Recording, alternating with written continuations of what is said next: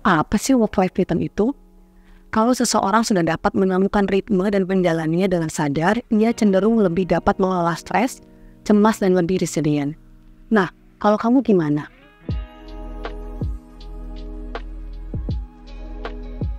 Masa depan yang tidak pasti membuat manusia lebih rentan mengalami stres. Hal ini menyebabkan kita sebagai manusia tidak bisa mengambil langkah-langkah yang efektif dan efisien untuk mengatasi ketidakpastian. Generasi Z dan milenial menjadi generasi yang memiliki persentase mudah cemas dan stres paling tinggi dibandingkan kelompok lainnya. Berdasarkan hasil survei Alfara Research Center, 1 dari 4 Gen Z mengaku mengalami stres atau kecemasan. Hal ini juga terjadi kepada generasi milenial. Lantas, apa solusinya? Banyak orang yang merasa work-life balance merupakan jawaban dari stres. Namun, menurut psikolog Adam Grant, mencapai sebuah keseimbangan merupakan ekspektasi yang tidak realistis. Maka dari itu, ada istilah baru yaitu ritme kehidupan atau bisa disebut work-life rhythm. Tapi sebenarnya work-life rhythm itu apa sih? Yuk kita simak bersama penjelasannya di video ini. Hai, halo. Saya Arinda Anggraini. Hari ini kita akan belajar bersama tentang work-life rhythm. Nah, hari ini saya akan coba menjawab beberapa pertanyaan yang berkaitan tentang work-life rhythm. Nah, yang pertama nih ya, apa sih work-life rhythm itu? Kalau secara harfiah, work-life rhythm itu bisa diartikan sebagai ritme kehidupan kerja. Term ini dipopulerkan oleh seorang penulis sekaligus psikolog yang memiliki spesialisasi pada bidang perilaku organisasi. Nah, work-life rhythm itu bagaimana kita sebagai individu memahami, menemukan ritme kehidupan dan coba menjalani hidup sesuai dengan ritme tersebut. Ibarat kita main alat musik. Ada kalanya kita perlu memainkan tempo lebih cepat. Ada kalanya juga temponya perlu diperlambat sesuai iramanya. Begitu juga manusia. Pada dasarnya tubuh kita juga ada ritmenya. Ada circadian rhythm yang membantu mengatur ritme hidup kita. Hormon-hormon di tubuh juga diatur oleh ritme atau siklus tertentu.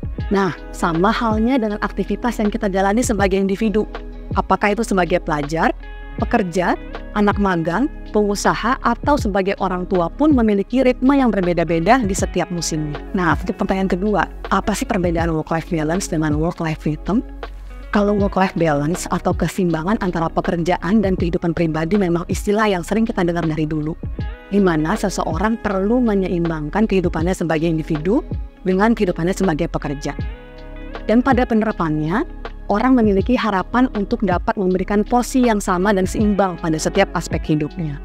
Misalnya, dalam 24 jam sehari, kalau bisa kita memberikan porsi waktu yang sama ya dalam aspek-aspek hidup kita. Ya, kalau udah 10 jam kerja, mungkin berikutnya 10 jamnya dialokasikan untuk kehidupan personal. Di mana kehidupan personal kita pun masih banyak aspek yang harus dibagi, yaitu ada keluarga, teman, istirahat, ada me time, menjalankan hobi, belajar hal yang baru, dan lain-lain. Nah, sementara work-life rhythm itu bagaimana individu memahami dan menemukan ritmenya, di mana ada musim-musim tertentu, waktunya mungkin akan lebih banyak dicurahkan untuk pekerjaan. Ada juga waktunya dicurahkan untuk belajar. Diharapkan kalau dia mampu memahami dan menjalani ritme kehidupan itu dengan sadar dan bertanggung jawab, maka ia akan lebih berkurang rasa bersalah dan cemas, sehingga dia lebih mampu mengelola stresnya. Untuk pertanyaan selanjutnya, apa sih yang harus dilakukan untuk dapat melakukan work-life rhythm ini? Yang pertama adalah menyadari dulu kalau kita sebagai manusia punya ritme kehidupan yang berbeda-beda. Misalnya ada loh orang yang memiliki kebutuhan tidur hanya 4-6 jam sehari. Tapi ada juga yang harus lebih dari 8 jam sehari. Ada orang yang lebih bisa diajak kerja pada pagi hari, ada juga yang lebih mudah keluar kreativitasnya di malam hari. Ada waktu-waktu tertentu sebagai pekerja kita dituntut untuk menyelesaikan pekerjaan dengan deadline yang terbatas. Begitu juga sebaliknya. Nah, setelah menyadari, mari kita temukan apa ritme kehidupan kamu. Misalnya kamu itu bisa fokus paling lama berapa menit atau berapa jam sih? Kamu butuh istirahat berapa menit sebelum kembali bekerja? Beberapa penelitian mengatakan bahwa pikiran manusia bisa fokus pada tugas apapun selama 90-120 menit. Setelah itu, istirahat selama 20-30 menit. Sehingga kita dapat mendapatkan pembaharuan untuk mencapai kinerja yang tinggi untuk tugas berikutnya. Nah, kalau kamu gimana? Selanjutnya, rencanakan juga untuk membuat waktu jeda atau istirahat. Coba buat di kalender kamu kapan waktu istirahat yang kamu inginkan di sela-sela pekerjaan atau di sela minggu padat kamu. Nggak apa-apa loh untuk ambil waktu istirahat, karena kamu pantas mendapatkan waktu istirahat setelah melakukan banyak hal dalam sehari, atau seminggu, atau bahkan dalam sebulan. Memberikan waktu untuk diri kamu istirahat juga dapat membuat kamu lebih segar dan produktif dalam menjalani beberapa hari ke depan. Dan tidak perlu juga merasa bersalah kalau kamu seharian hanya di kamar sebagai bentuk self-care kamu, sebagai cara untuk istirahat dan recharge energi kamu. Yang selanjutnya, pantau dan ukur kemajuan kamu. Karena satu gaya yang cocok pada satu orang belum tentu cocok dengan semua orang. Tentukan mana yang paling sesuai dengan kamu. Apakah membuat to-do list mingguan atau harian? Atau mengatur pengingat harian lebih membantu kamu dalam menyelesaikan pekerjaan. Nah, yang terakhir, tapi ini yang terpenting menurut saya. Cari dan tentukan apa sih goals kamu dalam kehidupan. Goals personal, goals dalam bekerja, goals kamu dalam belajar. Apa? Coba cari. Dengan memiliki goals-goals ini, kamu lebih fokus dan sadar bagaimana kamu bisa memanfaatkan energi dan waktu kamu.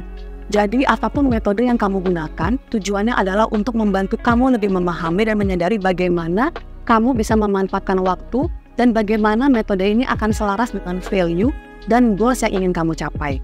Menemukan ritme dalam kehidupan mungkin membutuhkan beberapa waktu untuk trial dan error sampai kamu mengetahui mana yang cocok dengan kamu. Namun, saat kamu menemukannya, hal ini akan mempermudah kamu untuk mengidentifikasi pola jadwal dan kegiatan kamu sehingga kamu lebih baik dalam mengelola beban yang kamu hadapi dalam kehidupan kamu ke depan. Nah, pertanyaan selanjutnya, bagaimana pengaruh work-life rhythm dalam menghadapi ketidakpastian? Jawaban saya adalah rumus kehidupan kan menyadari kalau tidak ada yang pasti dalam hidup. Satu hal yang pasti hanya perubahan dan bagaimana kita bisa beradaptasi dalam perubahan yang cepat. Kalau seseorang sudah dapat menemukan ritme dan menjalaninya dengan sadar, ia cenderung lebih dapat mengelola stres, cemas, dan lebih resilient. Dengan kemampuan mengelola diri dan daya lenting yang lebih baik, dapat membuat seseorang lebih percaya diri dalam menghadapi ketidakpastian. Kapan kita perlu menerapkan work-life rhythm? Saya bilang sesegera mungkin untuk dapat menemukan ritme hidup kamu. Apalagi kalau kamu mulai merasa kesulitan dalam mengelola energi kamu. Mulai merasa bersalah karena tidak dapat memberikan porsi yang seimbang pada setiap aspek hidup kamu. Atau ada perasaan ingin menyerah saat menghadapi beban kerja yang lebih banyak. Jadi, coba temukan ritme kamu sendiri. Pertanyaan selanjutnya, apa saja rintangan seseorang dalam melakukan work-life rhythm? Yang pertama, ketika ia menyerah dalam proses menemukan ritme yang sesuai untuknya. Karena merasa mencoba berbagai metode, tapi kok dirasa masih kewalahan dengan berbagai tugas yang di depannya. Seperti yang sudah saya sebutkan sebelumnya, tidak semua metode cocok dengan ritme hidup kita. Atau kadang bisa sesuai, namun kok pada kesempatan lain gak efektif. Jadi coba evaluasi dulu, mungkin ada step yang kamu lewati. Misalnya kamu kurang istirahat, atau memang ada masalah personal yang membuat kita jadi terdistract. Lalu yang kedua, kamu gak memanfaatkan waktu dengan optimal pada jadwal yang sudah kamu buat sendiri. Misalnya, kamu sudah menjadwalkan istirahat, tapi merasa nggak produktif kalau nggak mengerjakan apapun. Jadi kamu malah beres-beres di rumah atau milih pergi sama teman-teman. Jadi kamu nggak full recharge.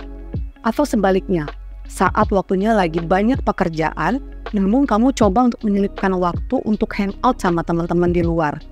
Padahal, kamu tahu kalau kamu nggak cepat menyelesaikan pekerjaan tersebut mungkin akan menyita waktu istirahat kamu.